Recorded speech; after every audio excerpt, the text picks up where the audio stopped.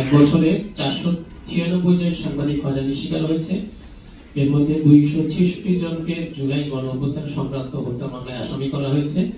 3 জন সাংবাদিক দায়িত্ব পালনকালে হামলায় নিহত হয়েছে। 24 জনের বেশি গণমাধ্যম কর্মীকে পদ থেকে অপসারণ করা হয়েছে। 8টি সংবাদপত্রের সম্পাদক এবং 11টি বেসরকারি টেলিভিশন চ্যানেলের বার্তা প্রদানকে বরখাস্ত করা হয়েছে। অন্তত 150 জন সাংবাদিককে চাকরিচ্যুত করা হয়েছে। এছাড়া মব তৈরি করে বিভিন্ন গণমাধ্যম কার্যালয়গুলোতে আতঙ্ক সৃষ্টির চেষ্টা আমরা লক্ষ্য করেছি। প্রেস অ্যাক্রিডিটেশন কার্ড নিয়ে সরকারের কিছু কার্যক্রম বিতর্ক সামনে এসেছে। তথ্য কমিশন কার্যকর না করা এবং তথ্য অধিকার আইনের প্রয়োজনীয় সংস্কারের ক্ষেত্রে আমরা অন্তর্বর্তী সরকারের উদ্দেশ্যকে লক্ষ্য করেছি। গণমাধ্যমের স্বাধীনতা অন্তর্বর্তী সরকারের আমলেও নিশ্চিত হয়নি। ভিন্ন প্রক্রিয়ায় ভিন্ন উপায়ে গণমাধ্যমের স্বাধীনতাকে খর্ব করা হয়েছে।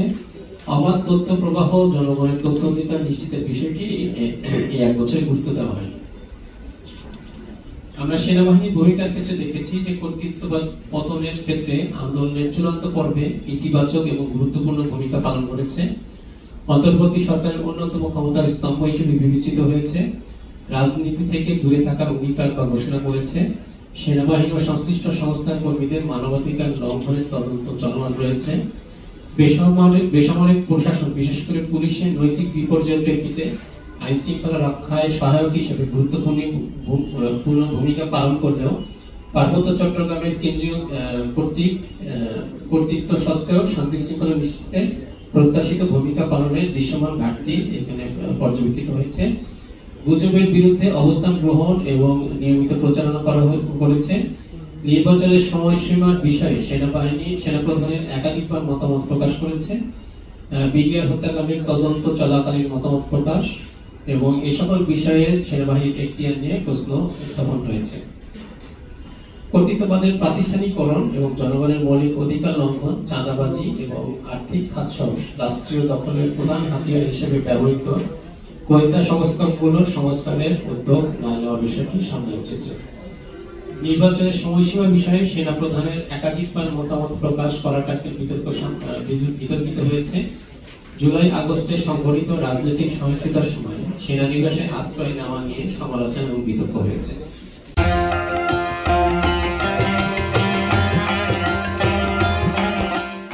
আমরা আমাদের এই গবেষণার যে বিষয়গুলো সেটি সুশাসনের সুনির্দিষ্ট কিছু ঘাটতির মাধ্যমে আমরা দেখেছি যে এই কর্মকাণ্ডগুলোতে সুশাসনের ঘাটতি রয়েছে। তার মধ্যে আমরা কিছু উল্লেখযোগ্য উদাহরণ এখানে আমরা দিয়েছি, যেটা আমি বিস্তারিত বলছি না। কয়েকটি উল্লেখযোগ্য আইনের শাসনের ঘাটতির ক্ষেত্রে আমরা দেখেছি যে এই সময়ে আইন প্রক্রিয়া লঙ্ঘন করে গ্রেপ্তার এবং রিমান্ড মঞ্জুর করা হয়েছে, মামলা এবং গ্রেপ্তার বাণিজ্য হয়েছে, গণ-অভ্যুত্থান সংশ্লিষ্ট ঘোষণার জন্য দায় মুক্তি দেওয়া হয়েছে এবং বিভিন্ন ক্ষেত্রে মানবাধিকার লঙ্ঘন সংঘটিত হয়েছে।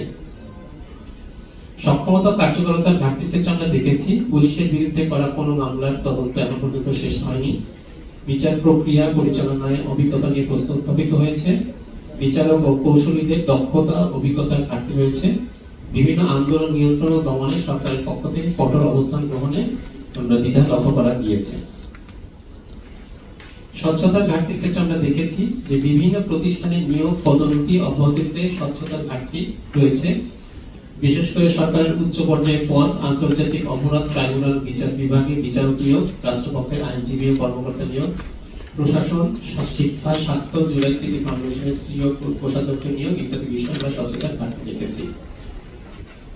সমন্বয়ে অংশগ্রহণের ক্ষেত্রে আমরা যে ঘাটগুলো দেখেছি, সংস্কারের জন্য গঠিত কমিশনগুলো প্রতিনিধিত্বশীল না হওয়া, আইন প্রণয়ন ও সংশোধনের ক্ষেত্রে সব অংশীজনকে সম্পৃক্ত না করা উল্লেখযোগ্য। সিদ্ধান্তহীনতা বা বারবার সিদ্ধান্ত পরিবর্তনের বিষয়টি লক্ষ্য করা গিয়েছে। সরকারি চাকরিতে প্রবেশের বয়সসীমা নির্ধারণ এবং সমালোচনার পরিপ্রেক্ষিতে নতুন নিয়োগকৃতদের প্রত্যাহার, আইন প্রণয়নের পর প্রবল বিরোধিতার মুখে সংশোধন, তার মধ্যে উল্লেখযোগ্য হচ্ছে সরকারি চাকরি অধ্যাদেশ, এনবিআর ভেঙে 2টি প্রতিষ্ঠান তৈরি। জবাবদিহির ঘাটতির ক্ষেত্রে আমরা দেখেছি যে অভিযুক্তদের দেশ থেকে সহায়তাকারীদের জবাবদিহিতে আওতায় না আনা, গুমের আলামত নষ্টের সাথে জড়িতদের জবাবদিহিতে আওতায় না আনা। রাজনৈতিক প্রভাবের ক্ষেত্রে আমরা দেখেছি যে প্রশাসন, বিচার বিভাগ, স্বাস্থ্য, শিক্ষা প্রতিষ্ঠানে নিয়োগ পদোন্নতিতে রাজনৈতিক প্রভাব লক্ষ্য করা গিয়েছে। উপদেষ্টা পর্যায়ে নিয়োগে রাজনৈতিক সংশ্লিষ্টতার অভিযোগ এসেছে। এবং দুর্নীতির মামলা থেকে অব্যাহতি বা খালাসের অভিযোগের ক্ষেত্রে রাজনৈতিক প্রভাব কাজ করেছে। ক্ষমতার অপব্যবহার ও স্বার্থের দ্বন্দ্বের ক্ষেত্রে আমরা দেখেছি প্রশাসন, বিচার বিভাগ, শিক্ষা প্রতিষ্ঠানের নিয়োগ ও পদোন্নতিতে অনিয়ম স্বার্থের দ্বন্দ্ব ছিল। গ্রামীণ ব্যাংকের সরকারের মালিকানা হ্রাস, কর অব্যাহতি ও গ্রামীণ বিশ্ববিদ্যালয়ের অনুমোদনের ক্ষেত্রে স্বার্থের দ্বন্দ্বের অভিযোগ এসেছে। রাষ্ট্রপক্ষের আইনজীবীদের নিয়োগের স্বার্থের দ্বন্দ্ব, নিজ এলাকায় রাজনৈতিক প্রতিপক্ষকে দমন, নিজস্ব বাণিজ্যিক স্বার্থ রক্ষা, স্থানীয় প্রশাসন ও পুলিশকে প্রভাবিত করার চেষ্টার অভিযোগ রয়েছে। দুর্নীতির ক্ষেত্রে আমরা দেখেছি যে বঞ্চিত হওয়ার নামে অবৈধ সুযোগ সুবিধা আদায়, ডিসি পদায়নের দুর্নীতির অভিযোগ, পাসপোর্ট, ভূমি, বিআরটিএ, ওয়াসা, জাতীয় পরিচয়পত্র সহ বিভিন্ন সেবা খাতে দুর্নীতি অব্যাহত রয়েছে।